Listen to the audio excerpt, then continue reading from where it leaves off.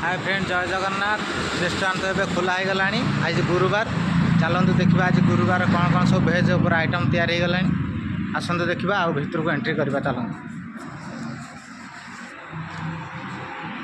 चलतु देखते आम कैश काउंटर आम सार बस दीप सार बस देखु आसतु भर को जा कौन भेज उपर सब आइटम रेडी है देखा। ये आम सिंह भाई बस जहाँकि सीनियर।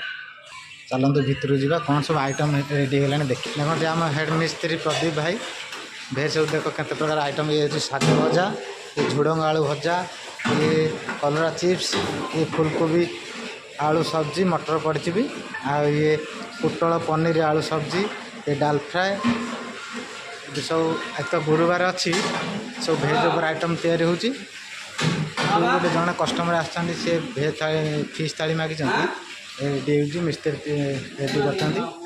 ये आम लक्ष्मी भाई जाए तंदूरी मिस्त्री, ये दीपक भाई चाइनीज मिस्त्री। आसतु गरमा गरम खाଇବା रेडी हो गला। आसतु खात ढेर सारा मजा नियंतु। यहाँ हूँ Panikoili Padmavati restaurant and guest house. आसतु खातु ढेर सारा मजा नियंतु। रही जय जगन्नाथ।